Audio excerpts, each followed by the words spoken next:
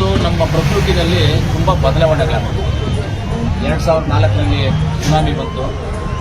ಇವಾಗ ರೀಸೆಂಟಾಗಿ ನಿಮಗೆ ಗೊತ್ತು, ಥೈಲ್ಯಾಂಡು, ಮೈಮರು ಈ ಕಡೆಲ್ಲ ಭೂಕಂಪ ಬಂದು ಬೇಕಾದಷ್ಟು ಜನ ಸತ್ತರು. ಅನೇಕ ಜಾಗದಲ್ಲಿ ರೈಲಿಗೆ ಆಕ್ಸಿಡೆಂಟ್ ಆಗ್ತಾ ಇದೆ, ಗಾಡಿಗೆ ಆಕ್ಸಿಡೆಂಟ್ ಆಗ್ತಾ ಇದೆ, ಕಾರಿಗೆ ಆಕ್ಸಿಡೆಂಟ್ ಆಗ್ತಾ ಇದೆ. ಅದೆಲ್ಲ ಆಗಿರೋದೆಲ್ಲ ಬಂದು ಪ್ರಕೃತಿ ವಿಕೋಪಕ್ಕೆ ವಿರುದ್ಧವಾಗಿರೋದೆಲ್ಲ ಆಗಿದೆ. ಇವತ್ತು ಪ್ರಕೃತಿಯನ್ನು ಕಾಪಾಡಬೇಕು ಅನ್ನೋ ಒಂದು ಉದ್ದೇಶದಿಂದ total battery charge two wheelers, petrol ಇಲ್ಲ, ಡೀಸೆಲ್ ಇಲ್ಲ, ಏನಿಲ್ಲ, ಕರೆಂಟ್ ಚಾರ್ಜ್ ಅಂದರೆ ಪ್ರಕೃತಿಯನ್ನು ಉಳಿಸುವಂಥದ್ದು. ಇದು ಹೊಗೆರಹಿತ ವಾಹನ, ಹೊಗೆರಹಿತ ಟೂ ವೀಲರ್ ಇದು. ಆದ್ದರಿಂದ ನಾನೆಲ್ಲರಿಗೂ ಸಜೆಷನ್ ಮಾಡ್ತೀನಿ, ಎಲ್ಲರೂ ಒಂದೊಂದು ಗಾಡಿಯನ್ನು ತಗೊಂಡು ಅವರು ಊರಲ್ಲಿ ಓಡಿಸ್ಕೊಳ್ಳಿ. ಯಾಕಂದ್ರೆ ಇವ್ರು ಹೇಳಿದ್ದಾರೆ, ಇವರೇನಾದ್ರು ದುಡ್ಡು ಕೊಡ್ತಾರೆ ಅಂದ್ಕೊಂಡು ಜನಕ್ಕೆ ಮಾತಾಡ್ಕೋಬೋದು. ನಾವು ಹೇಳೋದೇನಂದ್ರೆ ಪ್ರಕೃತಿಯನ್ನು ಕಾಪಾಡಬೇಕು ಅಂತಂದರೆ ಹೊಗೆ ಇರಬಾರ್ದು. ಇವಾಗ ಬೇರೆ ಗಾಡಿಗೆಲ್ಲ ತಗೊಂಡ್ರೆ ಹೊಗೆ ಬರುತ್ತೆ, ಅದರಿಂದ ಪ್ರಕೃತಿಗೆ ತೊಂದರೆ ಆಗುತ್ತೆ. ಇವತ್ತು ಮಳೆಗಳಿಲ್ಲ.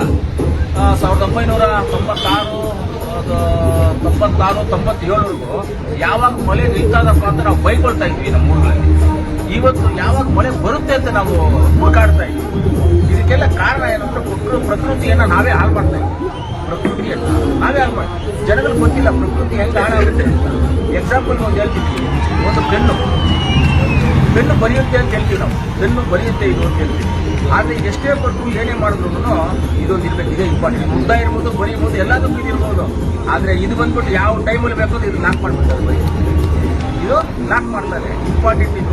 ಆಮೇಲೆ ಜೋಬಲ್ಲಿ ಇಟ್ಕೊಳ್ಳಾಗ ಕಾಣಿಸೋದು ಮೇಲೆ ಇರೋದೇ ಕ್ಯಾಪ್ ಮಾತ್ರನೇ ಕಾಣಿಸೋದು, ಕ್ಯಾಪ್ ಮಾತ್ರ ಅಂತ ಕಾಣಿಸೋದೇ ಇಲ್ಲ ನಮಗೆ, ಕ್ಯಾಪ್ ಮಾತ್ರ. ಆ ಥರ ಪ್ರಕೃತಿ ಬಂದು ಈ ಕ್ಯಾಪ್ ಥರ ನಾವು ತಗೋಬೇಕು.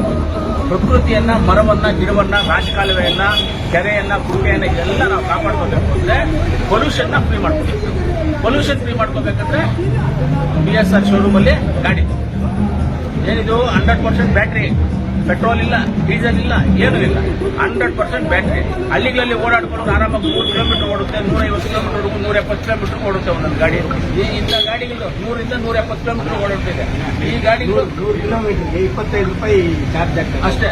100 ಕಿಲೋಮೀಟರ್ಗೆ 25. 1 ಲೀಟರ್ ಪೆಟ್ರೋಲ್ ಎಷ್ಟು? 102 ರೂಪಾಯಿ. 25 ರೂಪಾಯಿ ಖರ್ಚಾಗುತ್ತೆ ನಿಮ್ಗೆ, ಅಷ್ಟೇ, ಜಾಸ್ತಿ ಏನು ಖರ್ಚಾಗೋದಿಲ್ಲ. 100 ಕಿಲೋಮೀಟರ್ಗೆ 25 ರೂಪಾಯಿ. 2 ಲೀಟರ್ ಹಾಕಿದ್ರೆ 100 ಕಿಲೋಮೀಟರ್ ಹೋಗಕ್ಕಾಗೋದು ಇವಾಗಿರೋ ಪೆಟ್ರೋಲ್ ಗಾಡಿಗಳಿಗೆ. 2 ಲೀಟರ್ ಇಲ್ಲ, 25 ರೂಪಾಯಿ ಖರ್ಚು ಮಾಡಿದ್ರೆ ನೀವು 100 ಕಿಲೋಮೀಟರ್ ಓಡಾಡ್ಬೋದು. ಅಂತ ಗಾಡಿಗಳಿದಾವೆ. ಇದು ದಯವಿಟ್ಟು ಇದನ್ನ ನೀವೆಲ್ಲರೂ ಸೇರಿ ಪ್ರಕೃತಿ ಉಳಿಸಬೇಕು, ನಮ್ಮ ಪೊಲ್ಯೂಷನ್ ಫ್ರೀ ಮಾಡಬೇಕು ಅಂದ್ರೆ ಈ ಗಾಡಿಗೆಲ್ಲ ತಗೋಬೇಕು ಅಂತ ಎಲ್ಲರಿಗೂ ನಾನು ತಿಳಿಸ್ಕೊಡ್ತೇನೆ. ಸರ್, ಇನ್ನೊಂದು ಇವಾಗ ಗಾಡಿ ನೀವು ತಗೊಂಡಿದ್ದೀರಲ್ಲ ಸರ್, ಗಾಡಿ ನಾನೊಂದು ಗಾಡಿ ತಗೊಂಡಿದ್ದೀನಿ. ಇವಾಗ ನಾನು ಒಳಗಡೆ, ತೋಟದ ಒಳಗಡೆ ಓಡಾಡ್ಕೊಳ್ಳೋದಕ್ಕೆ ನಾನು ಹೋದಾಗ ತೋಟಕ್ಕೆ ಅಲ್ಲಿ ಒಳಗಡೆ ಓಡೋದಕ್ಕೆ ಅದೊಂದು ಗಾಡಿ ಹೇಳಿದ್ದೀನಿ. ಅದಂದ್ರೆ ವಿತೌಟ್ ರಿಜಿಸ್ಟ್ರೇಷನ್ ಗಾಡಿ, ರಿಜಿಸ್ಟ್ರೇಷನ್ ಮಾಡಂಗಿಲ್ಲ.